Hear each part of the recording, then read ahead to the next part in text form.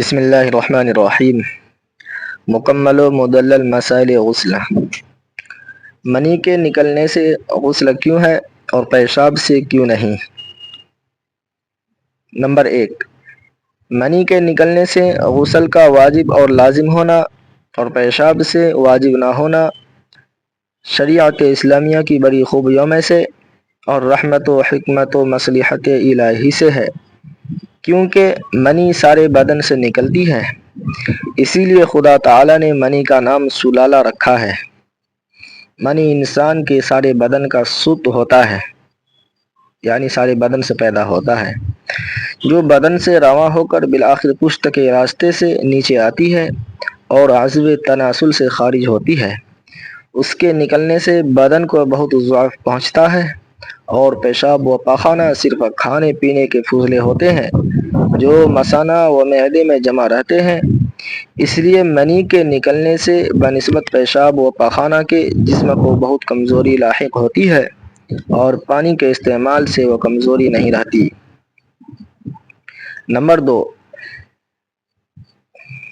نجابت یعنی ناپاکی سے جسم میں گرانی و کاہلی اور کمزوری اور غفلت پیدا ہو جاتی ہے، اور غسل سے دل میں قوت و نشاط اور سرور اور بدن میں سبک ساری پیدا ہوتی ہے۔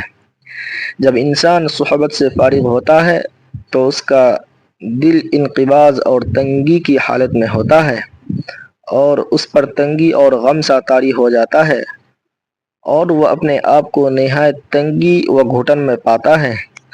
اور جب دونوں قسم کی نجاستیں دور ہو جاتی ہیں اور اپنے بدن کو ملتا اور غسل کرتا ہے اور صاف کپڑے بدل کر خوشبو لگاتا ہے، تب اس کی تنگی دور ہو جاتی ہے اور خوشی محسوس ہوتی ہے۔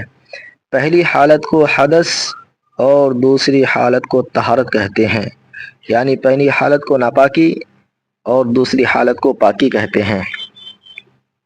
نمبر 3، حاذق طبیبوں نے لکھا ہے کہ جماع کے بعد غسل کرنا بدن کی تحلیل شدہ قوتوں اور کمزوریوں کو لوٹا دینا ہے، اور بدن و روح کے لیے نہایت مفید ہے، اور غسل نہ کرنا بدن اور روح کے لیے سخت مضر ہے۔ اس امر کی خوبی پر عقل اور فطرت سلیمہ کافی گواہ ہیں۔ نیز اگر شارع علیہ السلام پیشاب و پاخانہ کے بعد غسل کرنا لازم ٹھہراتے تو لوگوں کو سخت حرج ہوتا اور وہ محنت و مشقت میں پڑ جاتے، جو حکمت اور رحمت و مصلحت الہی کے خلاف ہے۔ نمبر 4، جماع یعنی صحبت سے تلذذ ہوتا ہے، اور اس سے ذکر الہی سے غفلت ضرور ہو جاتی ہے، اس لیے اس کی تلافی کے لیے غسل کیا جاتا ہے۔